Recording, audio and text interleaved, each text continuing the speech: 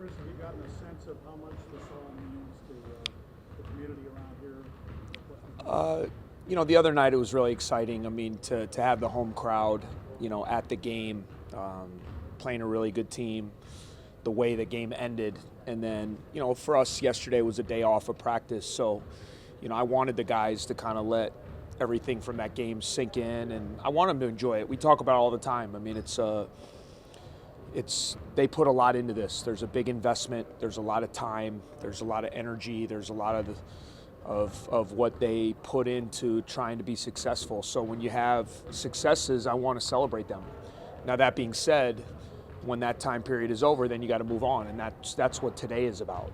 So, but yes, certainly yesterday, the amount of people in the NU community that reached out to me, that talked about how fun it was to see this team this year and how long they've been waiting, to see a team succeed like this and to have this kind of basketball program makes me feel good. I mean, that's why you do it. You want to, and I also really feel good for the guys, because at the end of the day, no matter what, they're the ones that have done it. It's not about me. It's not about people that have followed forever. It's about those guys, and they're the ones that have gone out there every night and withstood injuries, illness, good games, bad games, and found a way to put a good season together. So, I think the thing that's really important for us now is it wasn't the national championship game. It was a big game, a game we needed to win. I think we understood the importance of that game. And now we have another game on Sunday against the league champions. And it's senior night, the last game in the history of this building. And, I want them to be just as excited and just as determined for that game as they were on Wednesday night. After the game ended, you went and saw your family, but you mentioned Doug wasn't here. When was the first time you were able to talk to him? Well, he was working a game, so it was about an hour and a half or so after our game, because his game was a little bit later than ours. So I was able to see the clip when they came on air and showed him the play, and then we spoke by phone later that night, and obviously it was great to be able to talk to him and share that. He, just like my whole family, is very invested in what we're doing here. So not only just me, but the guys as well. So I think there was just a lot of pride, and obviously when you're a kid and your parents and are proud of you, then it makes you feel good. So it was a great conversation. Some of the guys have said they only got 3-4 hours of sleep. How many hours of sleep? Yeah, I only got a couple, but I made sure. But that's normal for me, honestly, on a game night, because your mind, win or lose after a game, I have a hard time shutting my mind off. So, but yeah, I mean, I probably slept 2 or 3 hours that night. But the good thing, I think it helps us playing Sunday.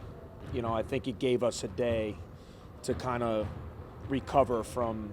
I mean, none of us have. I mean, maybe me because of what I played in and where I coach, but none of the guys have had to deal with all. And it's all exciting, but it's all new. So, I think having a day like yesterday where guys could get back to friends and family and enjoy it, and get a good night's sleep last night. Now it allows us, I think, to move forward better today. How were they today? Well, we haven't gotten together yet, so yeah, we were off. Yeah, we were off yesterday, and we'll get together here and start our preparations for Purdue. But we'll have a good meeting about recapping what we did and about moving forward. What will your message be? Oh, just say you have to move forward. I mean, just like we had to move forward when we lost the Indiana game. I mean, it's really no different. I mean, we had a big game at Indiana that, we felt we let slip away, and they beat us at the end of the game, and, we had to recover from that and get ready for Michigan. And I don't think it's any different when you win a big game. You have to get over the feeling of when you win a big game and then move forward to the next one. So it's going to be all about moving on, and understanding that there's still a lot for us to play for. And, I'm just hoping now there's been a lot of pressure on our guys for about a month.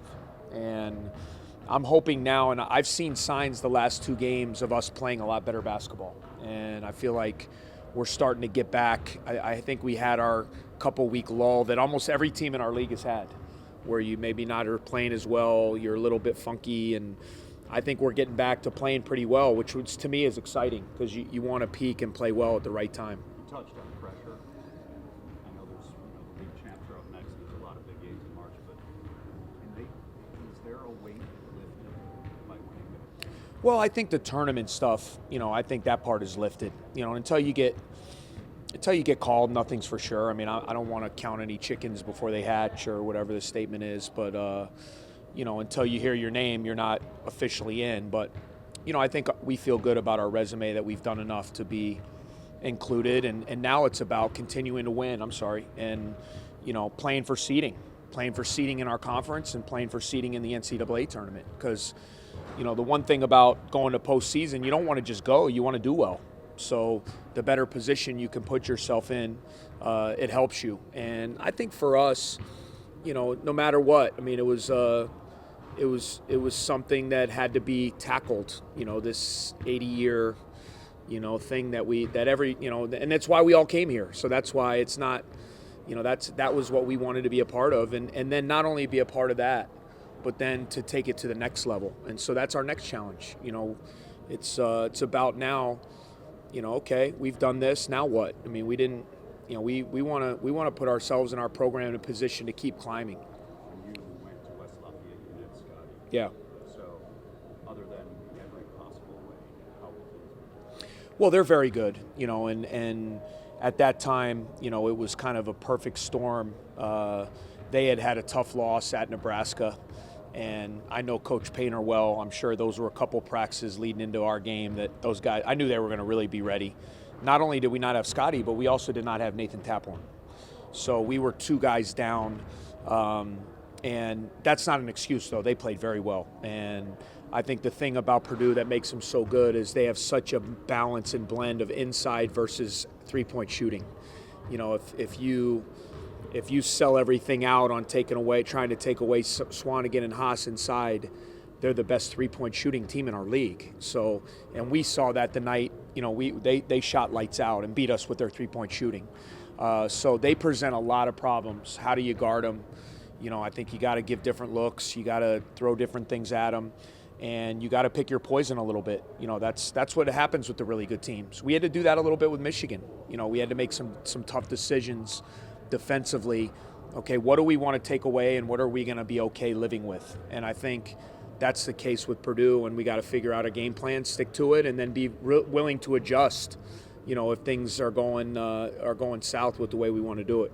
How do you balance the weight of what you guys are trying to accomplish this season and then Sunday trying to treat it like just another game, but it also being senior night and the last game here? Yeah, I don't really want to treat Sunday like another game. I want to treat it, to me, it's a high-level game. I mean, Purdue's a team that's going to be a high seed in the NCAA tournament. They won our conference. I think it's a great game for us to play. They're really good. They're really well coached. To me, I want our guys to approach it like it's a big-time game. Sunday afternoon, national TV, senior night, last game in the building. I think it's a great game for us to play. And not only to play, let's see where we're at. Can we match what they can do? Can we play in under those circumstances? I hope the crowd will be great. Our crowds have been awesome. And it should be a high level game, and we got to be ready to match that with our energy and our execution. Going back to your message about pressure and sort of hitting it head on, how did you see that manifest itself during the game? Just were there any moments where guys sort of stepped up where they maybe weren't in the past?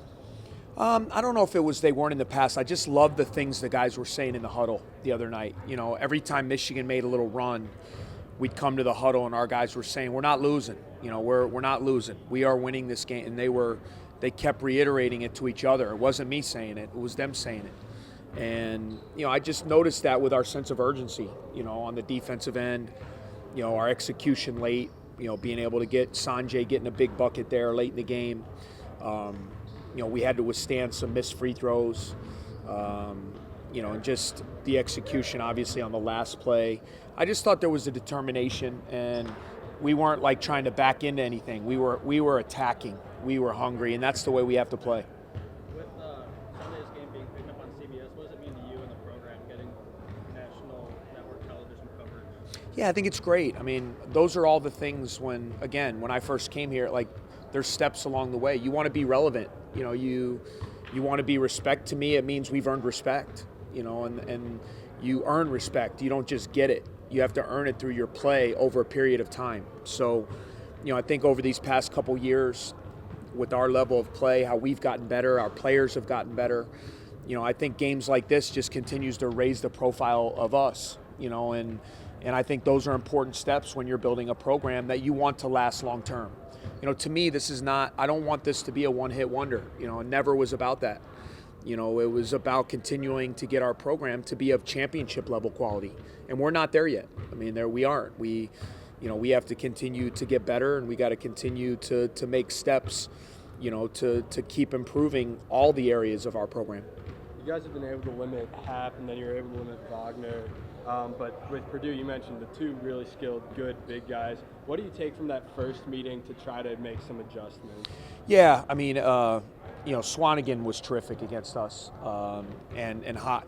The thing that they do probably as well as any of the other teams is, and nothing to diminish those, they really put you in position to pick up fouls with their physicality. So if you look at a lot of their game, teams are constantly in foul trouble against them, and with their big guys, I think you have to be really smart, knowing that you're going to pick up some fouls, and you can't get cheap ones, especially your big guys. You can't get a moving screen.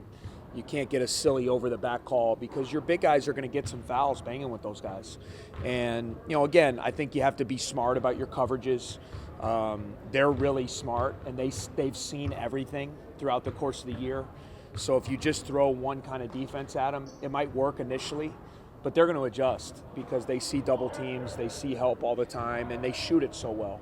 So, I think you have to have a couple different ways to go against them. And then again, you got to pick your poison a little bit. And if they beat you with what you pick, sometimes you got to tip your cap. And so I think it'll be good watching film. I think there's some things we can clean up. I think they shot the ball incredibly well, and at home, when they get going, I don't know if anyone would have beaten them that night, the way they were playing and how they played. So, obviously we're going to have to play really well. We got to limit the runs, with their three-point shooting, and that's what happened. Vince Edwards, I think, hit 4 in a row. You can't let him hit you with a 12-0, 15-0 run where you let the game get away from you. And then we got to be smart on the offensive end. We have to be willing to attack their big guys at times. We have to shoot the ball well and be efficient on that end as well. How special is it for you to be a semifinalist for the Coach of the Year? Yeah, for me, Coach of the Year stuff are nice because it's about everyone. When a coach is recognized, I don't play. So, to be recognized, and to me, that's a program type award because it's about what the players do on the floor. It's about my assistant coaches, my support staff. So although I'm kind of at the head of that, I think it's great because to me, it's a way to honor that it's a team thing. So it's, again, I love coaching this team. I have, through good times, bad times. These guys, there's no agendas. All they want to do is win. They try to do everything I ask them to do. And at the end of the day, as a coach, what more could you ask for? If they come in every day and they try to do everything you want, their attitudes are good, their effort is good, we might not play well all the time, but it makes it a really fun environment to coach. And I think that's one of the reasons why we've had success, because we're such a together group.